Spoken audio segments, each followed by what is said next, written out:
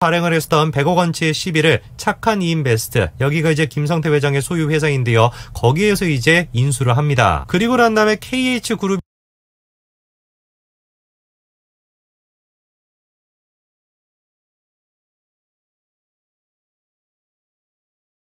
반갑습니다. 송조준입니다. 오늘 저는 이재명 후보와 관련된 굉장히 중요한 사실 한 가지를 말씀드리고자 하는데요. 이 얘기가 지금 언론 보도가 나오고는 있습니다만 정말 꼼꼼하게 자세하게 살펴보지 않고서는 이해하기가 좀 어렵습니다. 결론부터 좀 말씀을 드릴까요?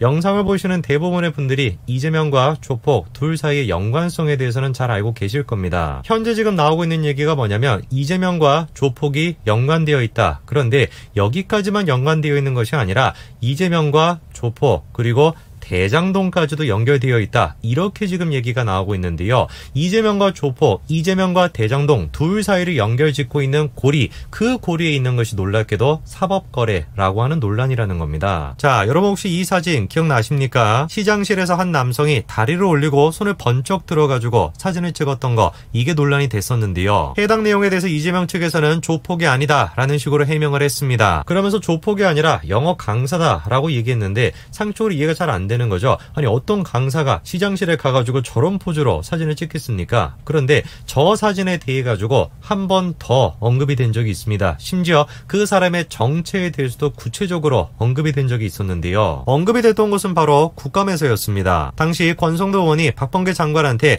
해당 사진을 국감장에 띄우고 난 뒤에 저렇게 지금 의자에 앉아서 다리에 책상을 올려놓고 있는 사람이 다른 사람이 아니라 김성태 전 회장이다. 이런 얘기를 한 겁니다. 김성태 전 회장 누구를 얘기하는 것일까요? 바로 쌍방울 그룹의 김성태를 얘기하는 겁니다. 쌍방울 하니까 뭔지 모르실 수도 있는데요. 쌍방울 그룹이 꽤나 큰 규모의 기업입니다. 그러니까 권성동 의원의 주장에 따르면 집무실에서 저렇게 사진을 찍었던 사람이 영어 강사가 아니라 쌍방울 그룹의 김성태 전 회장이라는 겁니다. 그러면 생각해 봐야 되는 게 아니 트라이를 만드는 회사인 쌍방울 그룹이랑 이재명 둘 사이에 무슨 연관성이 있길래 저렇게 집무실까지 가가지고 사진을 찍었다라는 거냐. 그거를 살펴보기 위해서 일단 먼저 이재명과 관련된 무료 변론 이 논란을 살펴봐야 됩니다. 한창 이제 이재명의 재판이 진행이 되고 있었을 때 이재명의 변호사는 자그마치 30명 가까이 됐습니다. 근데 이번 국감에서 이재명이 이런 얘기를 합니다. 변호사비를 전부 다 송금을 했는데 그 금액이 얼마라는 겁니까? 2억 5천만 원이 조금 넘는다는 거죠. 1심부터 대법원까지 이재명이 고용했던 변호사가 30명 가까이가 됩니다. 그런데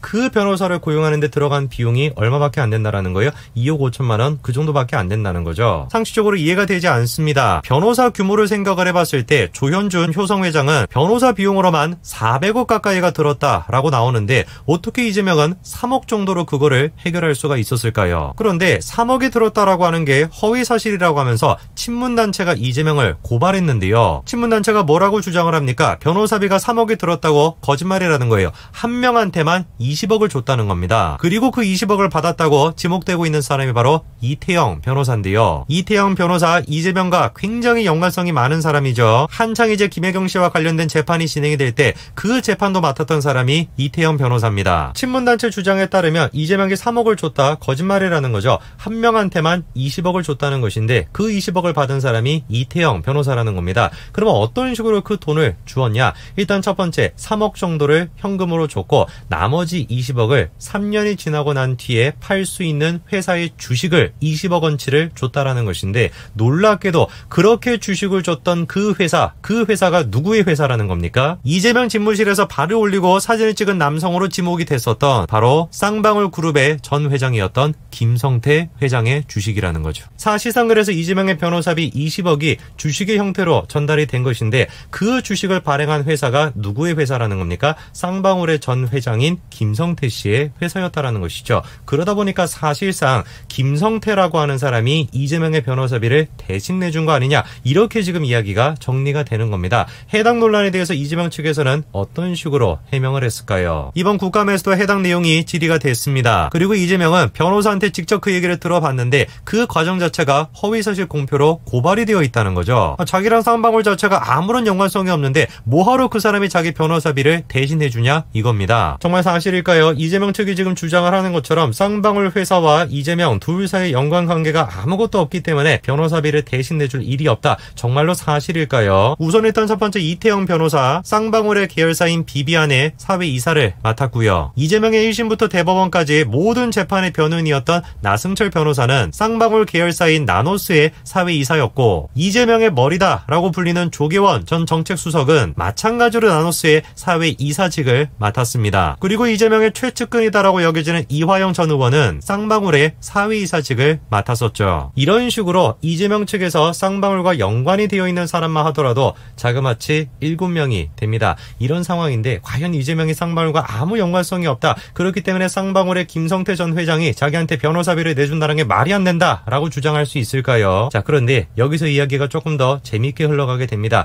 김성태라고 하는 인물이 변호사비를 이재명한테 대신 내줬다라고 하는 의혹, 그것뿐만 아니라 김성태의 돈 자체가 애당초 대장동으로부터 나왔다, 이런 이야기가 지금 나오고 있는데요. 자, 일단 이 그림을 좀 봐야 되겠습니다. 굉장히 지금 복잡한 그림인데요. 쌍방울이 발행을 했었던 100억 원치의 시비를 착한 이인베스트, 여기가 이제 김성태 회장의 소유 회사인데요. 거기에서 이제 인수를 합니다. 그리고 난 다음에 KH그룹이라고 하는 곳에서 착한 이인베스트에 50억 정도를 대여를 해주는데, 자기의 자회사인 KHENT와 장원테크를 통해서 50억을 대여를 해줍니다. 그런데 이 KH그룹이라고 하는 곳이 나석규라고 하는 건설업자와 같이 컨소시엄을 만들어서 대양금속을 공동인수하게 됩니다. 그리고 나석규는 대장동 분양대행업자인 이기성 더감 대표로부터 100억을 건네받은 인물입니다. 그리고 정약회계사의 녹취록에 따르면 그 나석규가 남욱 변호사한테 따로 10억을 줬고, 그 중에서 8억 3천만 원이 유동규한테 전달됐다, 이런 내용이 담겨 있죠. 그리고 이기성이 나석규한테 100억을 전달했는데 그 100억을 받은 곳이 누구라는 겁니까? 화천대유의 대주주인 김만배라는 것이죠. 그러니까 굉장히 지금 복잡한 이야기가 얽히고 설켜 있는 것인데, 간단하게 말씀드리면 어떻게 정리가 되는 겁니까?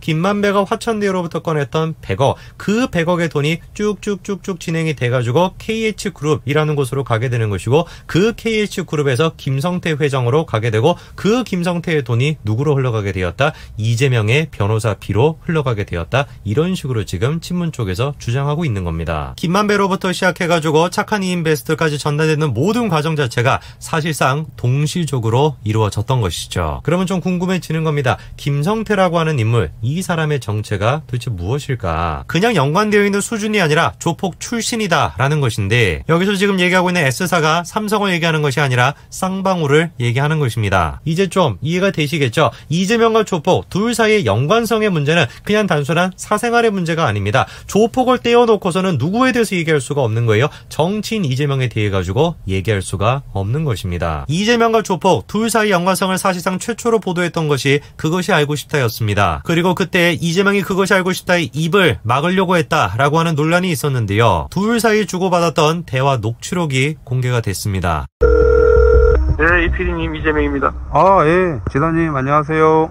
이 PD님한테 되게 미안한 게 위쪽에 전화를 좀 해가지고. 아, 예. 원래 그래도 그런 거 안 하는 사람인데, 예를 들면 이거 혹시 녹음해서 쓰실 건가요? 제가 보기엔 그렇습니다. 이미 저 때부터 이재명은 느끼고 있었겠죠. 아, 내 정치 인생에 있어서 조폭이라고 하는 이 문제가 반드시 자기의 발목을 붙잡을 거라는 걸 이미 인지하고 있었을 겁니다. 그렇기 때문에 위험 부담까지 하면서까지 윗선을 전화해서 그것이 알고 싶다의 입을 막으려고 했던 것이겠죠. 이주씨가 성남 국제 마피아 출신의 조폭인 거는 모르셨어요? 전혀 모르시고 어떻게 합니까? 하지만 오늘 영상을 통해서도 여러분들이 아시는 것처럼 진실의 입이라고 하는 것은 그렇게 쉽게 막을 수 있는 게 아닙니다. 언제나 진실은 드러나는 법이죠. 여기까지 말씀드리겠습니다. 감사합니다.